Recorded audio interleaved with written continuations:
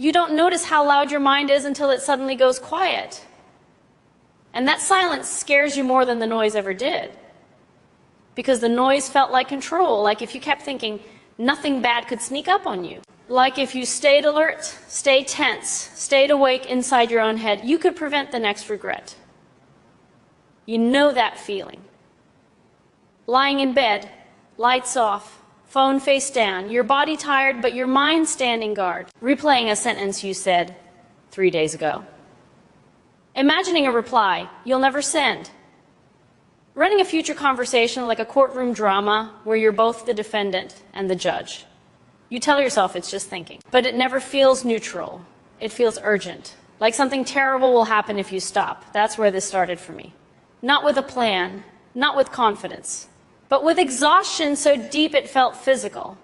I didn't wake up one morning and decide to change. I woke up one morning already tired of being awake, so I made a quiet deal with myself. 30 days, no big promises, no transformation, just paying attention. And what I learned surprised me in ways I didn't expect. The first thing I noticed wasn't relief. It was panic.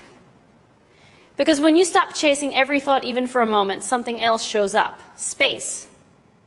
And space feels dangerous when you've spent years filling it with worry. There were moments where my mind reached for something to chew on. Any problem, any memory, any hypothetical future disaster. Like watching your hand search for a railing that isn't there. That's when I realized something uncomfortable. A lot of my thinking wasn't about solving anything.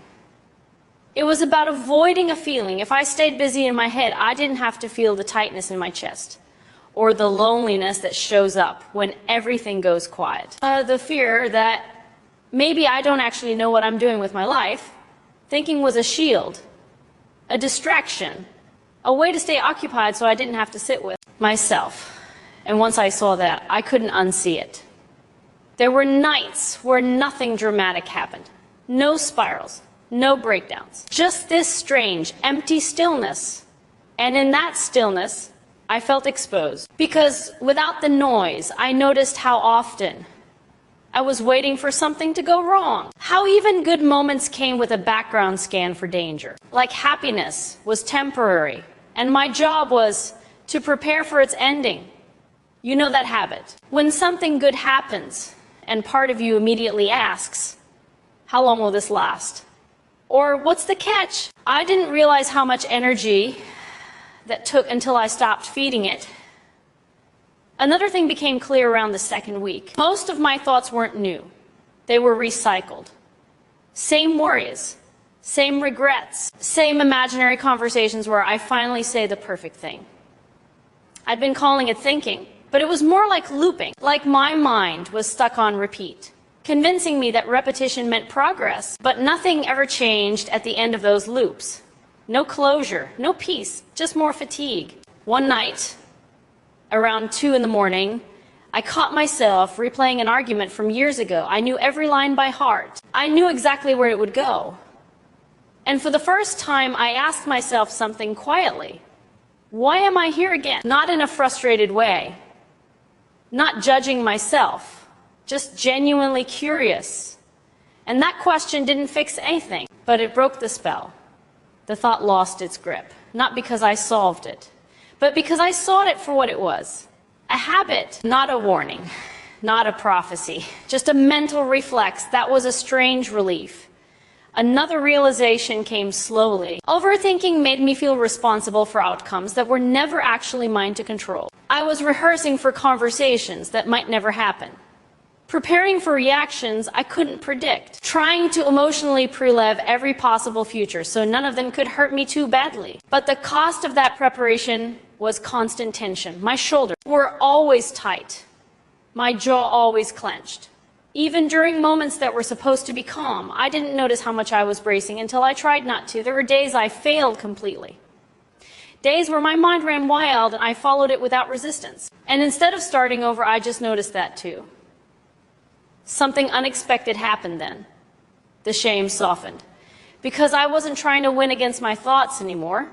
I was just watching them come and go, and some of them left on their own when they realized they weren't being fed. Around the 3rd week, I started sleeping differently. Not perfectly, but deeper. My dreams changed. Less frantic, less crowded. It felt like my mind was finally getting the rest it had been denied for years. I also noticed how often I confused thinking with caring.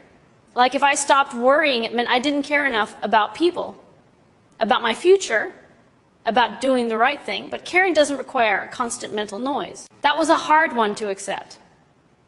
There's a subtle guilt that comes with letting go of worry, as if calm is irresponsible.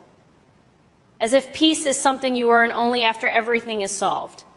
But nothing is ever fully solved, is it? There's always another scenario, another possibility, another angle.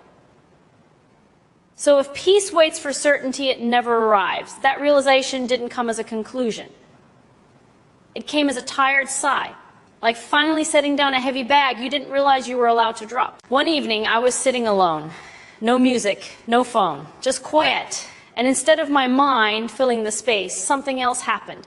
I felt present, not in a dramatic, life-changing way, just aware. Aware of my breathing, aware of the room. Aware of myself without commentary. It lasted maybe 30 seconds. And then the thoughts came back. But those 30 seconds stayed with me because they showed me that my mind could rest, that the noise wasn't permanent. That underneath all the analysis, there was something steady, something that didn't need to explain itself. By the end of the 30 days, nothing magical had happened. My life didn't suddenly make sense.